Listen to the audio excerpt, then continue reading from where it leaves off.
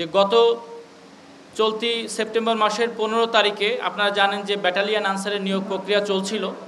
সেই ব্যাটালিয়ন আনসারের নিয়োগ প্রক্রিয়ায় একজন প্রার্থী রাজু, তিনি গাজীপুর শফিপুর আনসার একাডেমিতে যখন ব্যাটালিয়ন আনসারের নিয়োগ পরীক্ষা দিতে যান, সেখানে তার মোবাইলে অজ্ঞাতনামা একটা মোবাইল নাম্বার থেকে ফোন আসে এবং ফোন এসে বলা হয় যে তার কিছু সমস্যা আছে, কিন্তু তাকে ব্যাটালিয়ন আনসারের চাকরি তার হয়ে যাবে এবং তার সঙ্গে যোগাযোগ করতে বলা হয়। পরবর্তীতে রাজু এবং তার ভাই সোহেল ওই অজ্ঞাতনামা ফোনে যোগাযোগ করলে তিনি নিজেকে সেনাবাহিনীর একজন উচ্চপদস্থ অফিসার হিসেবে পরিচয় দেন এবং মেজর সোহেল নামে পরিচয় দেন এবং বলেন যে তার সঙ্গে যোগাযোগ করলে চাকরি হয়ে যাবে। পরবর্তীতে তারা তার সঙ্গে দেখা করলে তারা তাকে তাদের গাড়িতে করে সেনাবাহিনীর ওই মেজর সোহেল, কথিত মেজর সোহেল এবং তার সঙ্গে আরও কয়েকজন সদস্য, তাদেরকে গাড়িতে তুলে এই ভুক্তভোগী রাজু এবং তার ভাই সোহেলকে তারা মিরপুরে নিয়ে আসে এবং সেখানে এনে একটি হোটেলে তারা নিয়োগের জন্য যা যা লাগে সেগুলো কথা বলে তাদের কাছ থেকে প্রথমে 4 লাখ টাকা নেয় এবং পরবর্তীতে একটি ভুয়া নিয়োগপত্র প্রদান করে। এই নিয়োগপত্রটি প্রদান করার পরে তারা আরও 1 লক্ষ টাকা গ্রহণ করে এবং পরবর্তীতে বলে যে মোবাইলে SMS যাবে এবং তারপরে তারা আরও টাকা দাবি করে। মোট 12 লক্ষ টাকার চুক্তি হয়।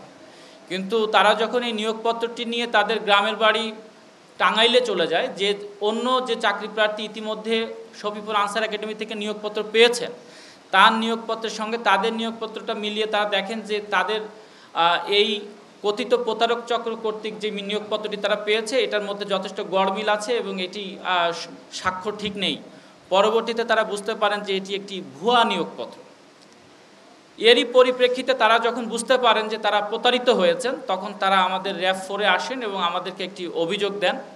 এই অভিযোগটি পাওয়ার সাথে সাথে আমরা RAF 4-এর সম্মানিত CO স্যারের নির্দেশে আমরা এই সংঘবদ্ধ এই প্রতারক চক্রকে শনাক্ত এবং ধরার জন্য চেষ্টা চালাই এবং পরবর্তীতে তথ্য প্রযুক্তির সহায়তায় আমরা এই প্রতারক চক্রের 6 সদস্যকে ঢাকা এবং সাভারে অভিযান চালিয়ে আমরা গ্রেপ্তার করতে সক্ষম হই এবং তাদের কাছ থেকে আমরা প্রতারণার কাজে ব্যবহৃত একটি প্রাইভেট কার, কিছু নগদ টাকা, অনেকগুলো মোবাইল, 7টি মোবাইল এবং বিভিন্ন বাহিনীতে নিয়োগের যে ভুয়া নিয়োগপত্র, সেনাবাহিনী, আনসার, পুলিশ, BGB, এই ভুয়া নিয়োগপত্রগুলো তাদের কাছ থেকে আমরা জব্দ করি। তাদের মোবাইলেও আমরা অনেক স্পর্শকাতর এবং এরকম বিভিন্ন বাহিনীর ভুয়া নিয়োগপত্র তথ্য প্রমাণ আমরা পাই।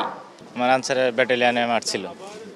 ওই টাইমে আমি দৌড়ে বাদ পড়ার পরে গেটের সামনে আসি। গেটের সামনে আসার পরে মেজর সোহেল নামে সে আমার ফোন দেয় বলে, তুমি কি বাদ পড়ছো? বললাম জি বাদ পড়ছি।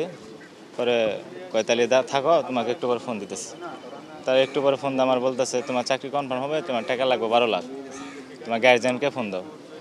পরে আমি বললাম যে আমার গার্জিয়ান আছে, গার্জিয়ানকে জানাই। গার্জিয়ানে তারপর আমার বড় ভাইয়ের ফোন দিলাম। বড় ভাইয়ের ফোন দেওয়া তার মেজর সোহেলের নাম্বারটা দিলাম। নাম্বার দেওয়ার পরে কথাবার্তা বললো। পরে ভাই আসলো। ভাই আসার পরে মেজর সোহেলের সাথে রাত 12টার দিকে দেখা হয় চান্দরা।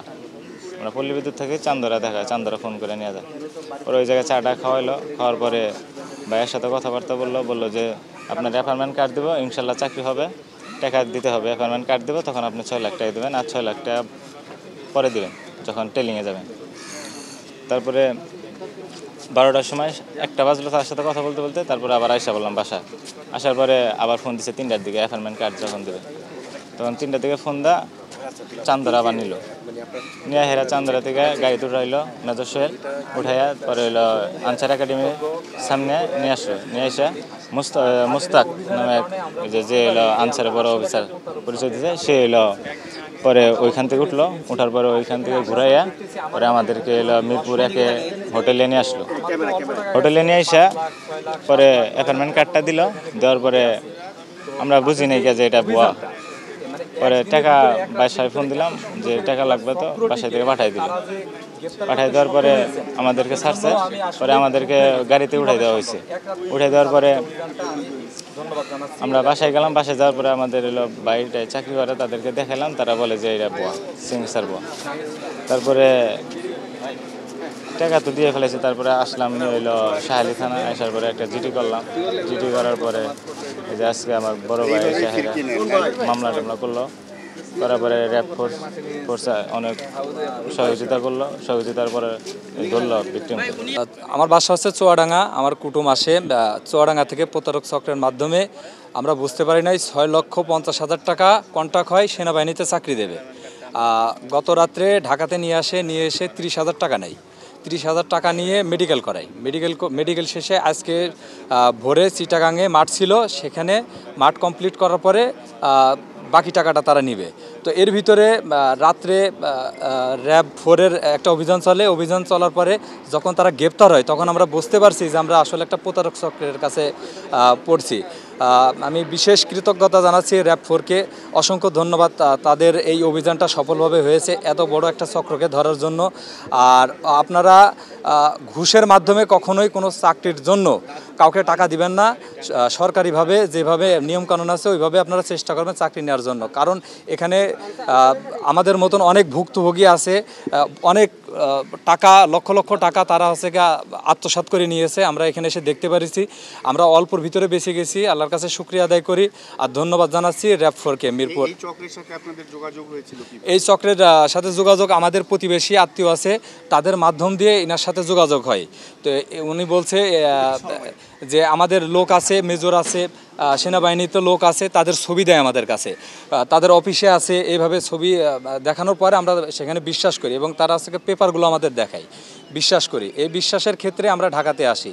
তো আমাদের সাথে কন্ট্যাক্ট ছিল এমন যে আমাদের চাকরির পেপারটা 100% পেপার দেবে, তারপরে সে টাকাটা নেবে। এখন জাস্ট শুধু মেডিকেলের টাকাটা নেবে। মাঠ কমপ্লিট হওয়ার পরে আমাদের যেই পেপারটা আসবে তারপরে পেপার দিয়ে তারপর টাকাটা নেবে।